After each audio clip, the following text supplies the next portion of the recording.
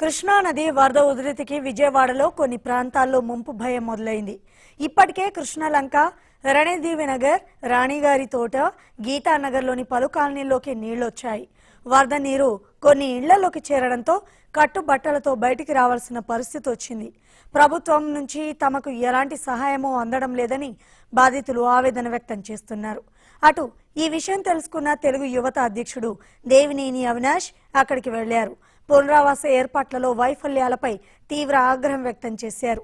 గతంలో టీడీపీ ప్రభుత్వం ఈ ప్రాంతాలు వరద ముంపు నుంచి బయటపడేందుకు రిటైనింగ్ వాల్ నిర్మాణం చేపట్టిందని, ఇప్పటి ప్రభుత్వం కనీసం వరదపై ముందస్తు సమాచారం కూడా ఇవ్వడం లేదని విమర్శించారు.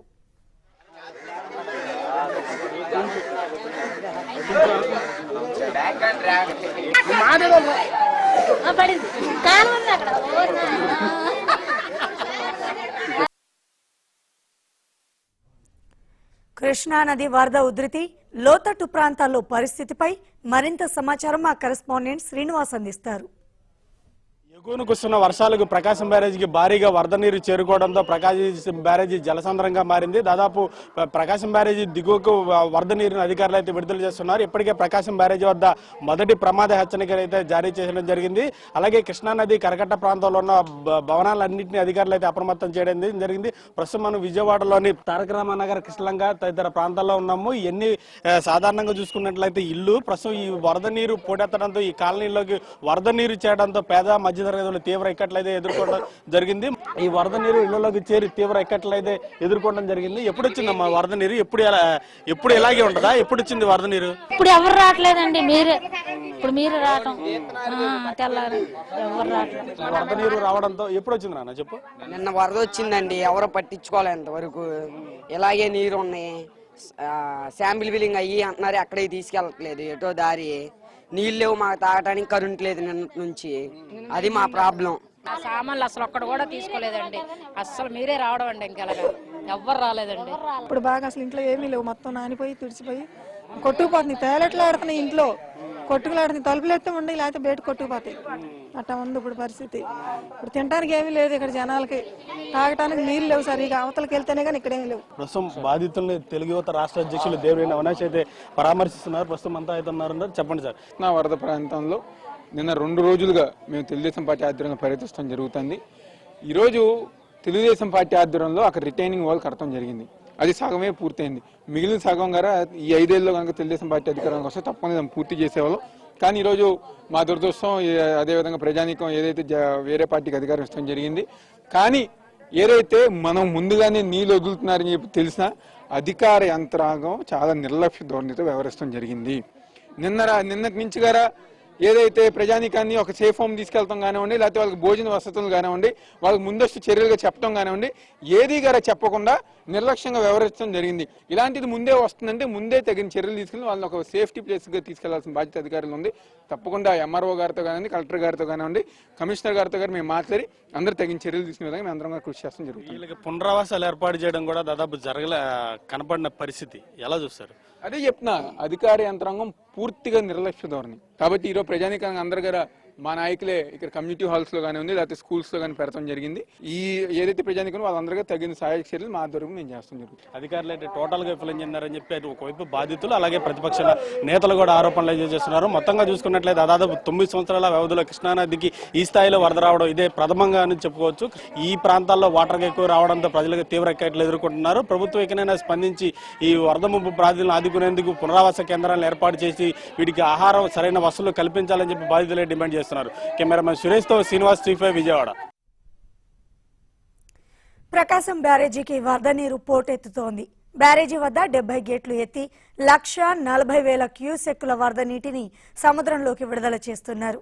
కృష్ణా జిల్లాలోని 17 ముంపు మండలాల్లోని 29 పరివాహక గ్రామాల ప్రజలను అప్రమత్తం చేశారు.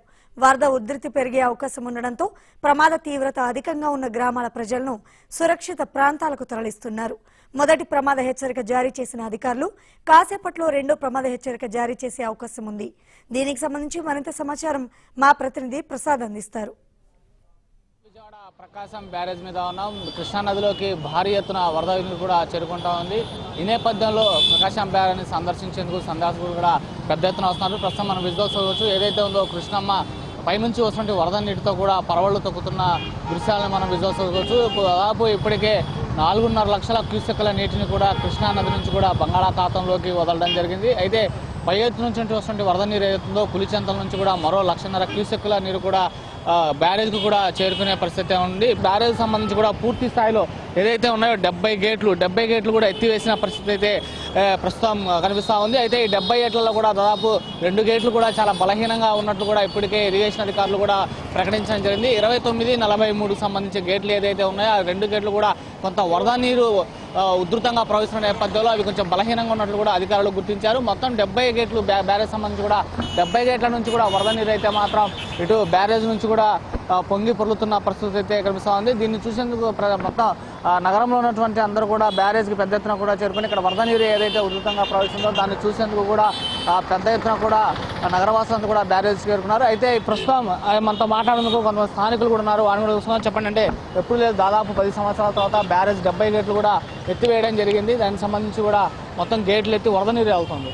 ఎప్పుడు 10 సంవత్సరాల తర్వాత ఇది వస్తుంది, ఎలా ఉందండి? ఇది 10 సంవత్సరాల తర్వాత ఇది చాలా ఆనందదాయకమైన విషయం అండి. మా చరిత్రలో విజయవాడ టౌన్లో మేము ఇది ఒక 10 సార్లు చూసి ఉంటాం. కానీ 2009 తర్వాత మళ్ళీ ఈ 2019లో ఈ వరద ఈ విధంగా రావడం కూడా ఆంధ్రప్రదేశ్ ప్రజానికం చాలా హర్షాతిరేకాలతో, రైతాంగం కూడా చాలా హర్షాతిరేకాలతో వాళ్ళ పంటలు పండించుకోవడానికి చాలా ఆనందంగా ఉన్నారు. ప్రకాశం బ్యారేజ్ సంబంధించి కూడా దాదాపు 10 సంవత్సరాల తర్వాత, దశాబ్ద కాలం తర్వాత కూడా కృష్ణమ్మ పరవళ్లు తొక్కుతూ ఉంది.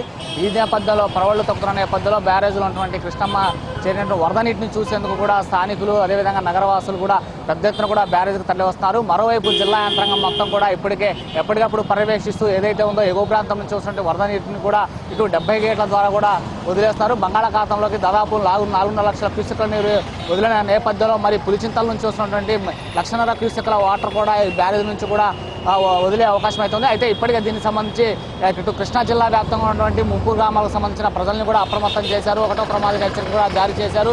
సాయంత్రంలోగా 2వ ప్రమాదిక హెచ్చరిక కూడా జారీ చేసే అవకాశం ఉంది. ఈ నేపథ్యంలో ప్రభుత్వ యంత్రాంగం ఎప్పటికప్పుడు కూడా పర్యవేక్షిస్తూ ఎటువంటి అవాంఛనీయ సంఘటనలు చోటు చేసుకోకుండా ముంపు గ్రామాల ప్రజలను కూడా సురక్షిత ప్రాంతాలకు తరలించేందుకు కూడా ఏర్పాట్లు చేస్తున్నారు. ఇది కొన్న పరిస్థితి. సాయితో ప్రసాద్, TV5 న్యూస్, విజయవాడ, ప్రకాశం బ్యారేజ్. కర్నూలు జిల్లాలో శ్రీశైలం డ్యాంకి వరద ఉధృతి కాస్త తగ్గుముఖం పట్టింది. 10 గేట్లను ఎత్తి దిగువకు నీటిని విడుదల చేస్తున్నారు. ఇన్ఫ్లో 7 లక్షల క్యూసెక్కులు ఉండడంతో వచ్చిన నీరు వచ్చినట్లుగా వదులుతున్నారు. అటు తుంగభద్రకు కూడా వరద పోటు తగ్గడంతో కర్నూలు వాసులు ఊపిరి పీల్చుకుంటున్నారు. ఇక దీనికి సంబంధించి మరింత సమాచారం మా కరెస్పాండెంట్ సురేష్ అందిస్తారు.